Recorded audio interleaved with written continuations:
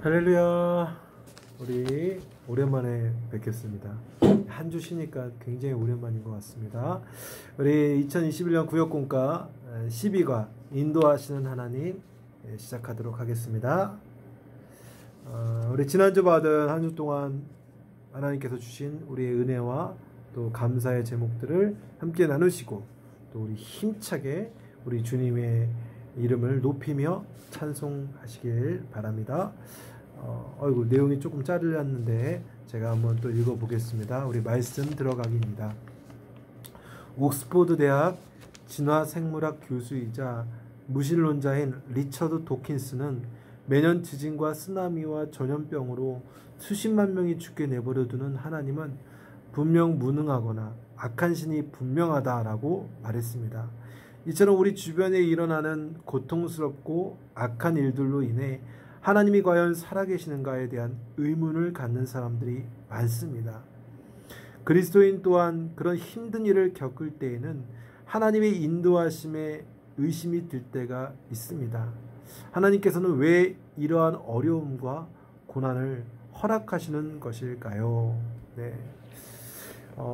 참 우리가 많이 갖고 있는 질문 중에 하나죠. 대부분의 무신론자들과 하나님을 믿지 않는 사람들이 갖고 있는 생각이죠. 공통된 생각이죠. 그러니까 하나님은 선하다라고 그렇게 주장하는데 너희 기독교인들은 하나님께서 그렇게 선하시다고 하는데 그렇게 하나님의 존재를 이야기하는데 그렇다면 왜 그 선하신 하나님께서 이 땅에 또 이 세상 가운데 이 수많은 고난과 악을 왜 놔두고 계시느냐라는 질문을 합니다.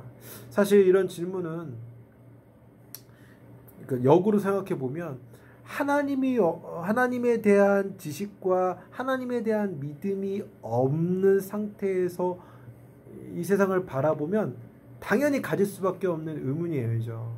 그러나 역으로 또 반대로 하나님을 믿는 사람으로서 믿음으로 이 세상의 고난을 보면 어떻게 해석할 수 있어요? 인간의 죄악 때문에 죄의 결과로 인하여서 수많은 고통과 아픔이 생겨나는 거잖아요. 그러니까 우리의 죄로 인해서 풀어서 해석할 수가 있어요.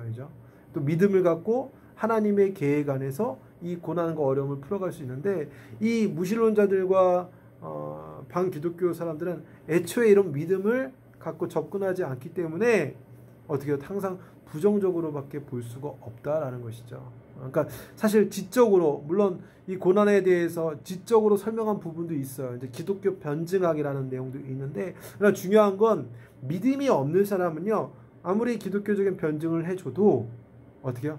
받아들이지 않는다라는 거예요. 이게 참 신비인 거죠. 그러니까 믿음 자체가 신비인 거예요. 믿음 자체가. 그리고 어떻게 보면 하나님께서 심판이라고 이야기할 때 단순히 이 땅에서 안 되고 안 풀리고 이런 게 심판이 아니라 예수를 믿지 않고 하나님을 불신하게 되는 것 자체가 어떻게 보면 더 큰 심판이다라는 것을 우리는 또 생각해 볼 수 있는 거죠. 그래서 역으로 우리 하나님을 알고 믿을 수 있다는 것 자체가 하나님의 큰 축복이다라고 고백할 수 있는 것입니다. 자, 그럼 우리 말씀을 한번 보겠습니다. 말씀 속으로 제가 우리 창세기 45장 1절부터 8절까지 말씀을 읽어보도록 하겠습니다. 요셉이 시종하는 자들 앞에서 그 정을 억제하지 못하여 소리질러 모든 사람을 자기에게서 물러가라 하고 그 형제들에게 자기를 알리니 그때 그와 함께한 다른 사람이 없었더라. 요셉이 큰 소리로 우니 애굽 사람에게 들리며 바로의 궁중에 들리더라. 요셉이 그 형들에게 이르되 나는 요셉이라. 내 아버지께서 아직 살아 계시니까. 형들이 그 앞에서 놀라서 대답하지 못하더라. 요셉이 형들에게 이르되 내게로 가까이 오소서. 그들이 가까이 가니 이르되 나는 당신들의 아우 요셉이니 당신들이 애굽에 판 자라. 당신들이 나를 이곳에 팔았다고 해서 근심하지 마소서. 한탄하지 마소서. 하나님의 생명을 구원하시려고 나를 당신들보다 먼저 보내셨나이다. 이 땅에 2년 동안 흉년이 들었으나 오직 아직 5년은 밭가리도 못하고 추수도 못할지라. 하나님이 큰 구원으로 당신들의 생명을 보존하고 당신들의 후손을 세상에 두시려고 나를 당신들보다 먼저 보내셨나니 그런즉 나를 이리로 보낸 이는 당신들이 아니요 하나님이시라. 하나님이 나를 바로에게 아버지로 삼으시고 그 온 집의 주로 삼으시며 애굽 온 땅의 통치자로 삼으셨나이다. 아멘. 자, 오늘의 본문은 이제 숱한 고난 가운데서 살았던 요셉이 애굽의 총리가 되고, 그리고 나서 그 후에 형들이 곡식을 얻으려고 1차로 왔다가 실패하고 다시 2차로 돌아온 그 상황 가운데 이제 요셉이 드디어 형들에게 자신의 정체를 밝히는 내용입니다. 그래서 요셉은 이제 자신이 누구인지 형들에게 밝히고 형들을 위로합니다.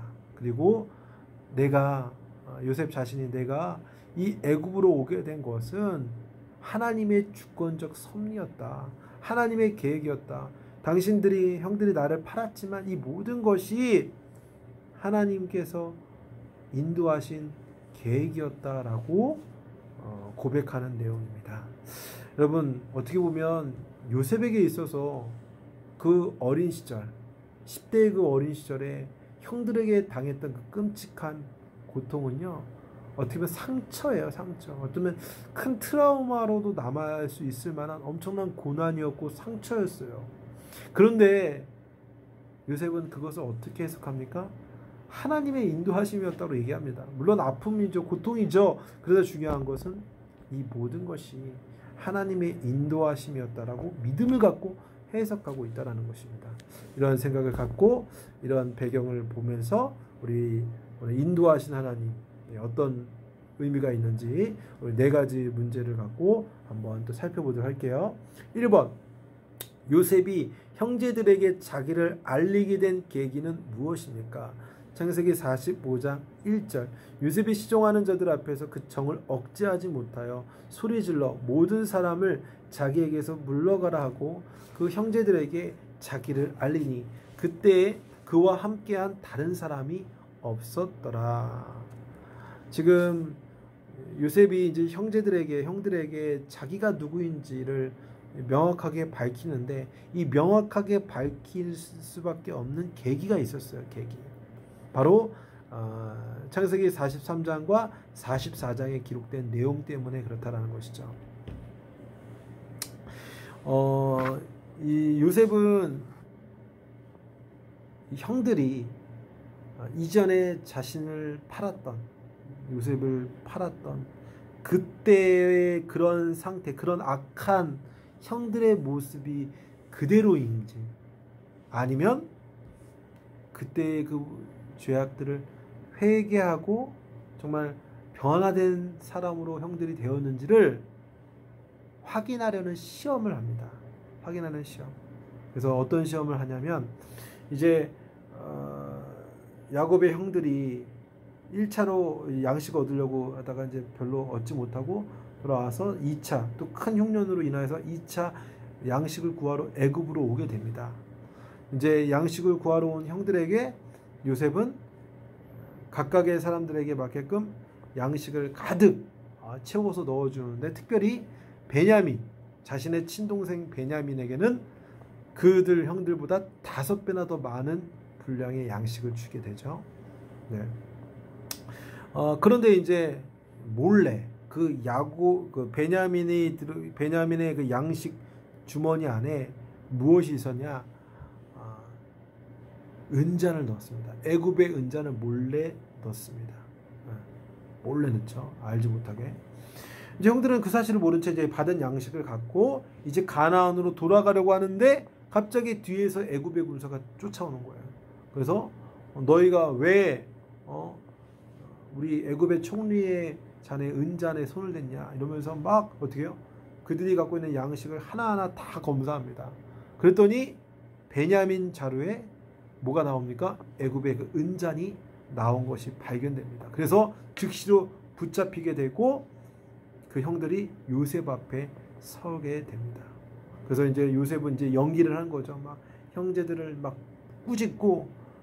꾸짖은 다음에 그 은잔이 발견된 그 한 사람은 종으로 삼아서 애굽에 머물게 할 것이다 라는 그런 말을 합니다.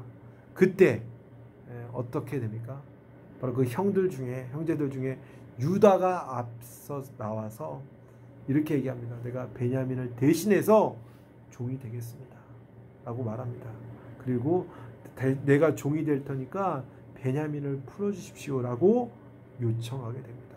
간절한 마음으로 유다가 이렇게 하소연하는 거죠. 우리 이전에 어린 시절에 그 요셉이라는 우리 동생이 있었는데 그 동생이 죽임을 당했고 그로 인하여서 우리 아버지 야곱이 굉장히 큰 상처를 받고 있는데 베냐민마저 이렇게 된다면 우리 가족은 더 큰 어려움에 빠집니다. 제가 대신 종으로 남겠습니다. 베냐민을 보내주십시오라고 이야기한 거죠. 요셉은 바로 이러한 형들의 변화, 이제 이들이 자신들의 잘못을 깨닫고 정말 그 동생들을 보살피고 사랑하는 형제들로 바뀌었다라는 것을 보게 되자 이젠 더 이상 참을 수가 없는 겁니다. 정을 억제하지 못해서 자기 자신을 드러내게 되는 거죠. 내가 누구인지에 대해서 고백하게 된다는 것입니다. 마찬가지로 여러분 그런 것 같아요. 우리의 잘못에 대해서 그냥 묻어두고 가는 게 아니라 그 잘못에 대해서 진실한 회개가 있을 때 은혜를 입어요. 그렇죠? 용서의 은총과 은혜를 입는다라는 것이죠. 자, 2번의 말씀입니다. 2번 볼게요. 요셉은 형제들에게 자신을 어떻게 소개합니까? 창세기 45장 4절. 요셉이 형들에게 이르되 내게로 가까이 오소서. 그들이 가까이 가니 이르되 나는 당신들의 아우 요셉이니 당신들이 애굽의 판자라 라고 말합니다. 자기의 자신을 뭐라고 얘기합니까? 아우입니다. 내가 당신들의 형님들의 동생 요셉입니다 라고 자기를 밝히면서 이렇게만 해도 또 이 형들이 또 몰라볼까봐 형들이 했던 그 일들, 그러니까 그 죄악을 들추기 위해서 한 말이 아니라 내가 진짜 요셉이다라는 것을 증명하기 위해서 내가 미디안 상인들에게 팔려가지고 애굽으로 가게 된 것입니다.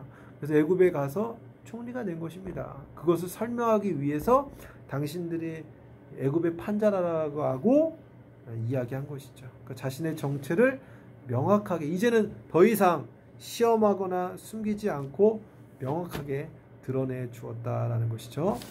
자, 3번입니다. 요셉 당시의 상황이 어떠했습니까? 창세기 45장 6절. 이 땅에 2년 동안 흉년이 들었으나 아직 5년은 밭갈이도 못하고 추수도 못할지라. 이전에 이 요셉이 지금 애굽의 총리가 되기 이전에 요셉은 감옥에 있게 되었죠. 보디발의 아내의 잘못된 고소로 인하여서 이제 억울하게 감옥에 갇혀 있었을 때 그때 먼저 이 요셉의 꿈을 잘 풀어줘서 해방된 술관원장이 이 바로가 그 꾼 꿈을 아무도 해석하지 못하자 술관원장이 자신에게 이전에 얻었던 그 꿈을 해석해준 요셉을 생각해서 요셉을 추천해가지고 바로의 왕의 꿈을 해석하게 해줍니다. 그 꿈의 해석은 무엇이었습니까? 애굽에 장차 7년 동안 풍년이 있고 또 그 7년의 풍년이 끝나자마자 7년간 흉년이 있을 것입니다. 그런데 이 흉년을 지금부터 잘 대비해야 된다라는 것을 알려주게 됩니다. 바로 그 요셉의 이야기를 듣고 꿈 해석을 듣고 이 일을 앞으로 이 7년 6년과 풍년을 감당할 만한 일꾼으로서 요셉을 선택해서 애굽의 총리로 임명하게 되죠. 요셉을 세우게 됩니다. 그리고 이제 7년이 지나 7년 동안 풍년을 겪은 다음에 이제 극심한 흉년이 시작됩니다. 그런데 중요한 건 무엇입니까? 이 흉년 때문에 요셉의 형들이 애굽에서 가나안에 있다가 애굽으로 찾아와서 양식을 구하러 올 수 있었다라는 것입니다. 그러니까 여러분 이 모든 것이 뭐예요? 하나님의 주관하에 이루어진 사건이다라는 것입니다. 이처럼 하나님께서는 개인, 공동체, 민족을 뛰어넘어서 세세하게 간섭하시고 일을 이루어 가신다라는 거예요. 그러니까 하나님의 역사는 어떤 한 작은 곳에서 한 지역으로만 멈춰 있는 것이 아니라 세계를 움직인다라는 거예요. 전체를 바라보시면서 움직이고 계획하시고 인도해 주신다라는 것이죠. 그러니까 지금 이런 7년 풍년과 7년 흉년도 바로 하나님께서 이 이스라엘 12지파의 대표들이라고 얘기할 수 있는 이 야곱의 아들들을 애굽에서 살게 하게끔 인도하기 위해서 이런 모든 것들을 조성해 놨다라는 것이죠. 4번입니다. 요셉은 자신을 누가 보내셨다고 고백합니까? 창세기 45장 8절의 말씀. 그런즉 나를 이리로 보낸 이는 당신들이 아니요 하나님이시라. 하나님이 나를 바로에게 아버지로 삼으시고 그 온 집의 주로 삼으시며 애굽 온 땅의 통치자로 삼으셨나이다. 아멘. 요셉은 이야기합니다. 형들이 나를 미워해서 때리고 굴에 가다 두고 그리고 다시 건져서 미디안의 상인에게 돈 주고 판 것, 그리고 자신이 애굽의 그 보디발의 집에 가게 된 것, 이 모든 것 형들이 한 것이 아니라 바로 하나님께서 이 모든 것들을 주관하여서 이루어 나갔다라고 고백한 것입니다. 즉 이 모든 것들이 무엇입니까? 이 야곱의 12아들을 살리기 위해서. 만약에 가나안 땅에 그 12아들이 그대로 있었으면 요셉이 애굽으로 내려가 있지도 않고 그냥 그곳에서 12아들이 다 가나안에 있었으면 그 기근에 어떻게 해요? 다 굶어 죽었을 거예요. 또 애굽 역시도 7년 풍년만 생각하고 7년 흉년을 알지 못했기 때문에 그 흉년을 통해서 그 애굽의 그 나라의 권세도 어떻게 해요? 능력도 떨어졌을 거예요. 아마 굉장히 어려웠을 거예요. 그러면 가나안에 있었던 12지파 12아들도 이 애굽에서 곡식을 얻을 수도 없었겠죠. 그러니까 한마디로 이 모든 사건과 환경과 상황들을 조정해 나가신 분이 바로 여호와 하나님이셨다라고 고백하고 있는 것입니다. 하나님이시다. 그러니까 나를 이쪽으로 보낸 것은 당신들이 아니라 하나님이십니다. 하나님께서 인도해 주셨다라고 고백하는 것입니다. 제가 벌써 몇 번이나 강조했지만 믿음은요 눈이 열리는 거예요. 어떤 눈입니까? 우리 삶에 이루어지는 모든 것들이 하나님의 간섭하에 이루어지는 것이다 라고 믿고 나아가는 거예요. 그렇죠? 그래서 우리 인생에 고난이 찾아올 때가 있어야죠. 너무나도 아픈 고난이 찾아올 때가 있지만 선하신 하나님, 요셉에게 찾아왔던 그 하나님, 동일한 그 하나님이 우리의 삶도 동일하게 역사해 주세요.